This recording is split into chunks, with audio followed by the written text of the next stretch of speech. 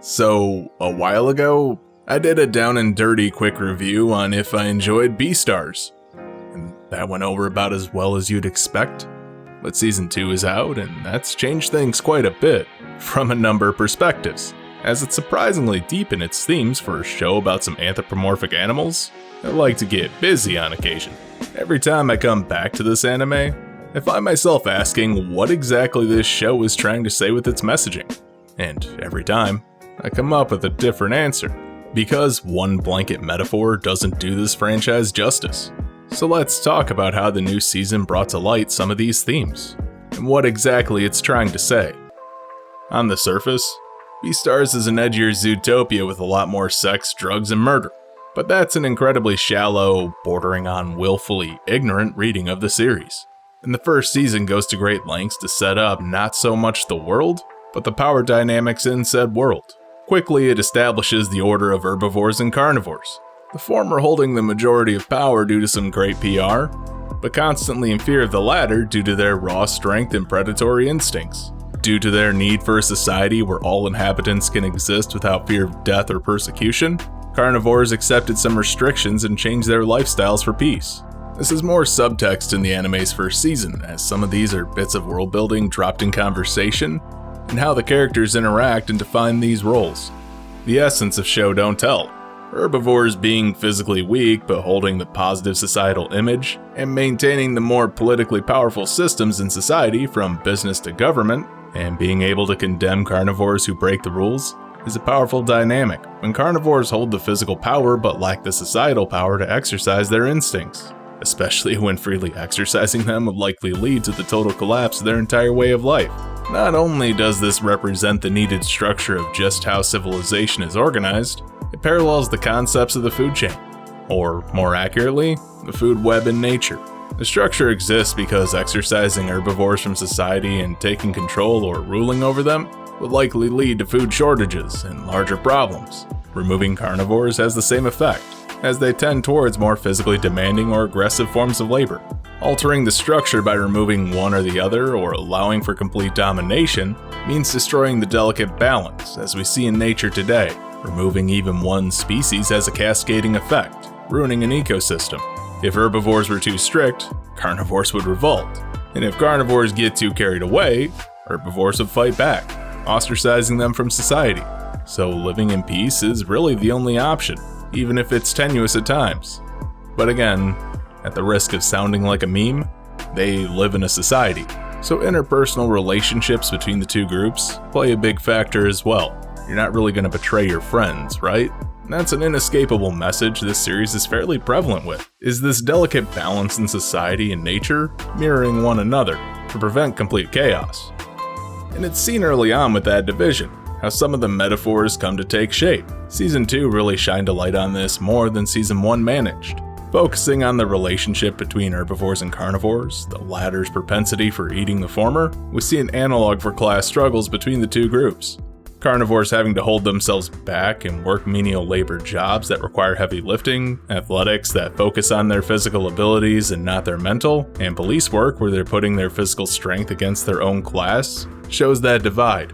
It's in that way we see the development of an underclass, used as a sort of workhorse that supports society while not really having much of a voice. They're kept low, even through their rhetorical framing and how they're pressured to act. When even talking to an herbivore about how much you could hurt them is seen as a threat and can lead to legal trouble, it reinforces the societal expectation that you are not acceptable, so fall into your assigned role. Protect and support the herbivores. Herbivores, by contrast, are the shining stars in society. Thriving in the light, they can hold the most political power.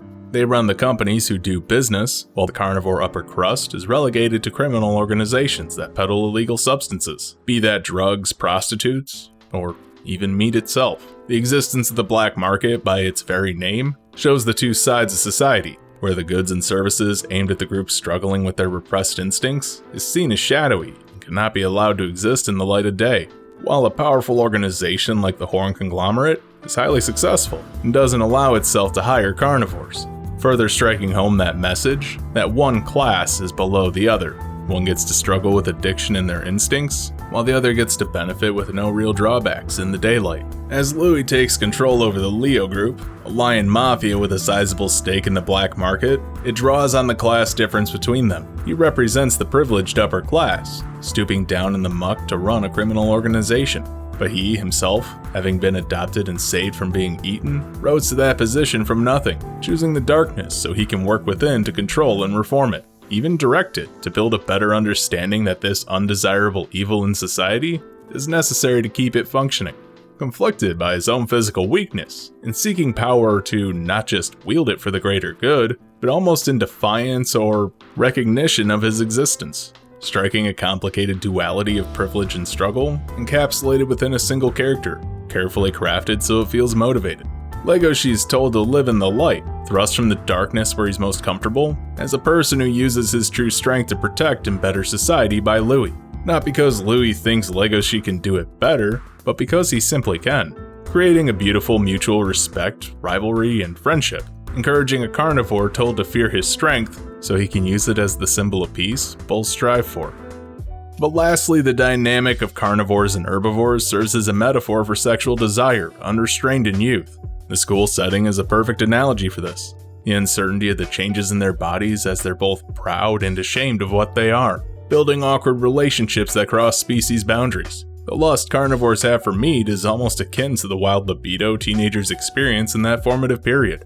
Haru, as a rabbit, using her sexuality to not just enjoy herself, but to build validation and self-esteem hits particularly hard. This is a period where being the school slut to any teenage girl is a damning reputation among peers, but at the same time, allows for unbridled control over who you are and what you want to do with your life, which is how Haru shines as a beacon of strength in an otherwise weak package, at least in theory.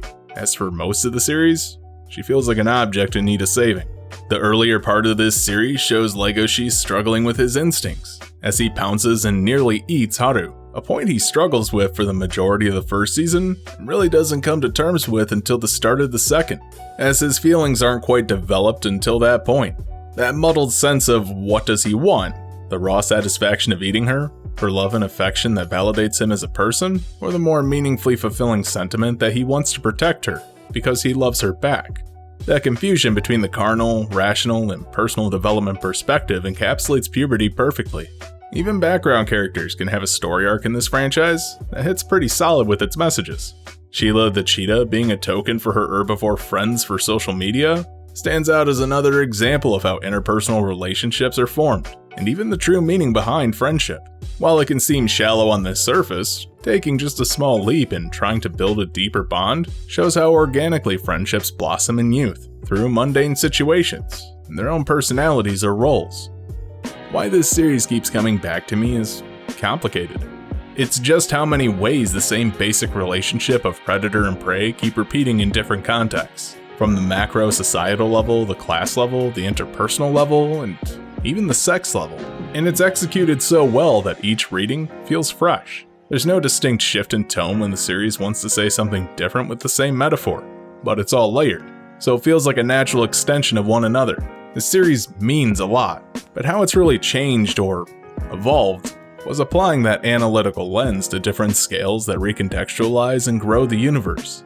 In essence, it's trying to say who we are informs not just our place in society, but our interpersonal relationships. That certainly isn't touching on everything or even scratching the surface of the depth here, but it's certainly one of the elements that made me reconsider my feelings on it. But tell me what you think in the comments. What exactly in the story of Beastars made it stand out to you?